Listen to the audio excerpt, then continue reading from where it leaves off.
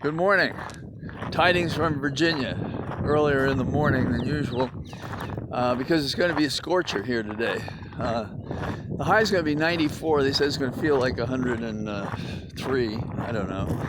And right now there's a breeze, and that's really nice. That makes a big difference. So hope you can get out where you are. I have lots of stuff to do today, but this is going to be the most fun thing I do. Last night on Ari Melber, I had a chance to talk about the ever-developing case in Manhattan. And it's still not clear what exactly is going to happen, but it is possible. The things that they say are going to happen are, one, there's going to be a charge of the Trump organization. What I'm interested in seeing is whether or not that's a little RICO, meaning that they're treating the Trump organization as a criminal entity because of successive crimes. That would be important because that would cripple the money box, or could cripple the money box for Trump, which will drive him crazy. The second thing is that it appears that humans are going to be charged, at least Weisselberg, the CFO, Chief Financial Officer, and that's an improvement. It is not Trump, but it is something. There's also, and it could be clumsy language, but at one point they said, and others. So there may be others that are prosecuted, perhaps those who received the benefits of these fringe benefits that weren't taxed. Finally, the thing that matters perhaps the most to me is the notion that there will be other cases coming. So, like all of you, I have my reservations because we've been burnt before. I like comparing it to the case that Mueller was bringing, because what we didn't know about Mueller's investigation was from the beginning he could never touch Trump. And he didn't touch the organization Trump, and he didn't touch the finances, and he didn't involve the family.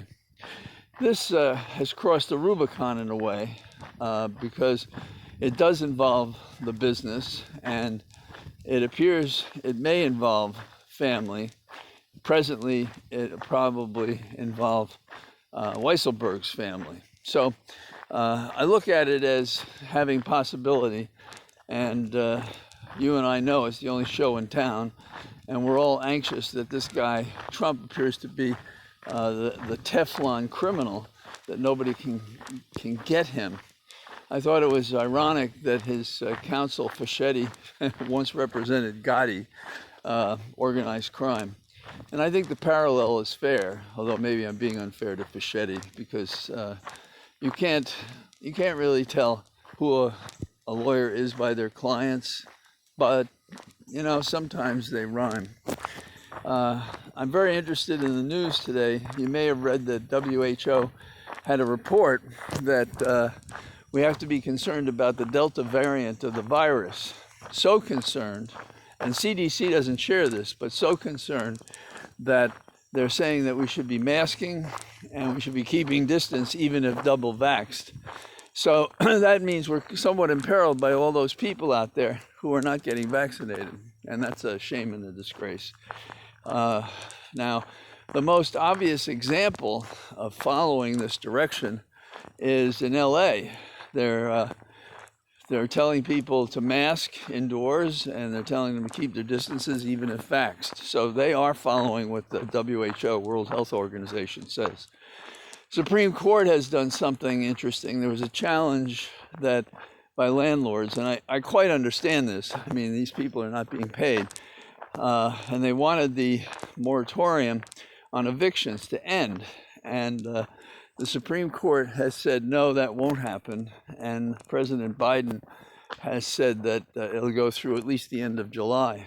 But there's going to be a real reckoning at that time, meaning in the sense that we're going to have people who are, well, you know, perhaps without housing.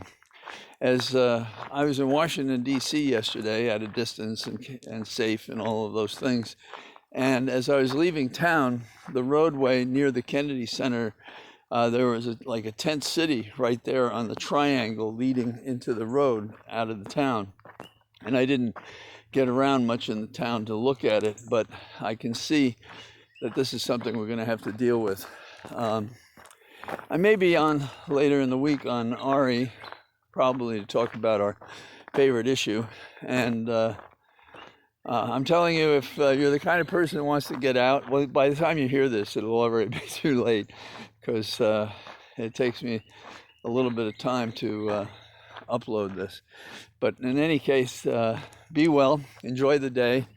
And it is gorgeous out today. It just is gorgeous, but hot as hell. Bye-bye.